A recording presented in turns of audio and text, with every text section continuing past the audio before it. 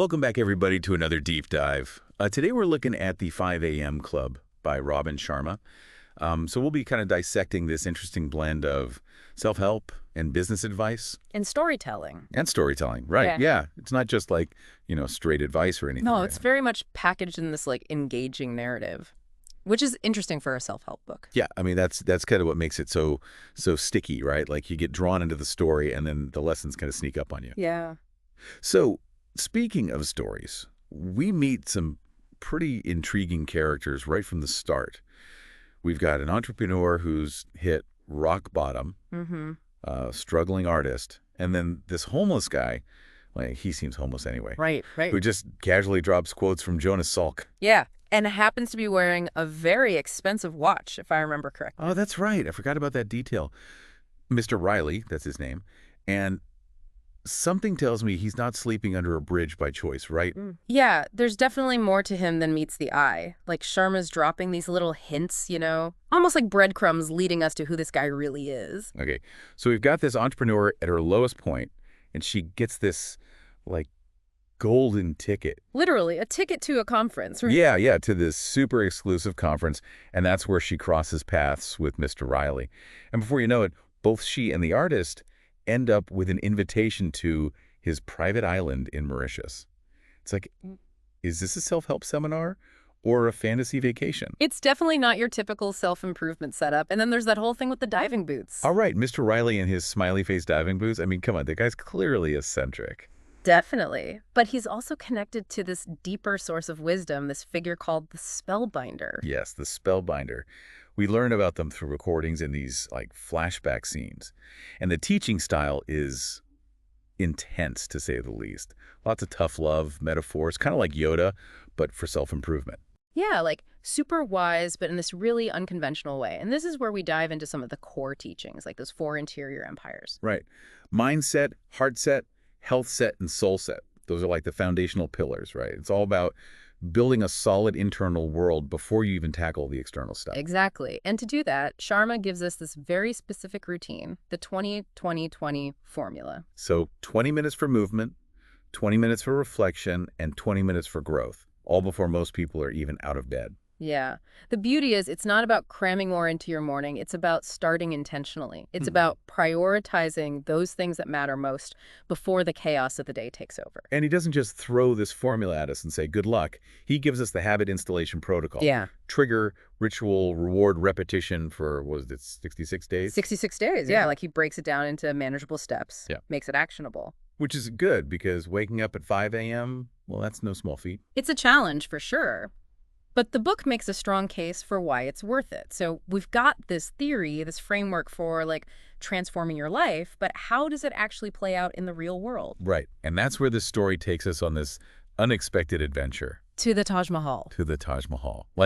Seriously, who goes to a self-help seminar and ends up at the Taj Mahal? It's not just a random tourist stop, though. It becomes this powerful metaphor for the whole, vision and effort thing. Yeah, it's like the Taj Mahal, with all those intricate details, took years of focused work by, thousands of artisans, right? Exactly. And Sharma's making this point that, those seemingly small choices we make, those daily habits, they build up over time. They create something extraordinary. It's like you want to build your own metaphorical Taj Mahal, well, you got to put in the work day after day. And then we get to this, really relevant part, especially in today's world. Technology overload. Oh, yeah. Technology overload. Mr. Riley actually preaches the power of disconnecting, literally unplugging. For creativity, productivity, your mental health, basically to reclaim your sanity in this, always-on world we live in. And I think that's where the entrepreneur's story really starts to resonate. She's dealing with all this baggage, past traumas, workaholism, and the 5 a.m. routine becomes her anchor. It's it gives her this structure, this sense of control in a life that's feeling pre-chaotic, and then, bam, death threats. Death threats. Wait, what? I forgot about that part. Yeah. Things take a dark turn, literally life or death stakes. Okay, so now we've got danger mixed with self-help. This is getting interesting. It shows that, those 5 a.m. habits better be strong to help you through the tough times. And those tough times, well, they can come out of nowhere. But on a lighter note, there's also this romantic subplot developing. Oh, right. The artist and the entrepreneur, they're starting to connect amidst all this this craziness. Yeah, it's like they're both on this journey of personal growth, and that shared commitment, it kind of sparks something between them. And then we get that scene in the catacombs. I mean, talk about a setting for a life lesson. Right. It's 5 a.m. They're surrounded by like centuries of history, reminders of mortality everywhere. And Mr. Riley drops this bombshell question. Who will cry when you die? It's heavy stuff, but it's so profound. It's like he's forcing them to confront their legacy, not in a bragging way, but in terms of impact. What kind of mark are you leaving on the world? That's the question. Exactly. And amidst all that, in this like super intense setting, the entrepreneur and the artist, well, they realize they've fallen in love. It's like such a stark contrast, right? Death all around and then this blossoming of love. It's beautiful, and it kind of underscores that whole idea of embracing life fully, right? Absolutely. Life is precious, it's fleeting, so make it count. But let's get back to Mr. Riley. That whole kidnapping scene, I mean, talk about a plot twist. Intense, right? The entrepreneur, she uses all that newfound courage and resilience, those 5 a.m. habits in action, to confront the kidnappers. And Mr. Riley, our seemingly homeless billionaire, well, he orchestrates this whole rescue operation. He's not just a mentor, he's like a secret agent or something. Right. The layers just keep peeling back. But that kidnapping, it also highlights the importance of disconnecting from technology, right? Totally. The entrepreneur, she was tracked through her phone, and it almost cost her life. It's like Miss Riley was right all along, you know. We need to reclaim our focus, to think deeply without those constant digital distractions. And then there's that really touching moment when Mr. Riley opens up about his late wife, Vanessa. Like you see this vulnerable side to him. That was a really powerful scene. Here's this guy who seems like invincible, and he's admitting to heartache, to loss. It shows that success doesn't shield you from pain. And that those simple moments, those connections with loved ones, those are the things that truly matter. It brings it all back down to earth, you know, heaven on earth. It's not about material wealth. It's about those simple joys, those moments of connection. And about appreciating the present moment, about cultivating that inner peace and gratitude. Right, no matter your external circumstances, you can find that heaven on earth within. And that's where that focus on mindset comes in, right? The Spellbinder's teachings, the power of thought, the impact of your inner narrative. It's all connected. Sharma's giving us these practical tools like visualization, affirmations to actively shape our reality. It's not just about thinking positive. It's about like rewiring your brain. And then there's the mentorship aspect. The billionaire guiding the entrepreneur and the artist, it shows the power of having someone who's been there who can offer guidance and support. It's like a shortcut to wisdom, learning from someone else's experiences. And then that emphasis on contribution, making a positive impact. The heroic human circle, those values, it's about being better humans, not just chasing success. Exactly.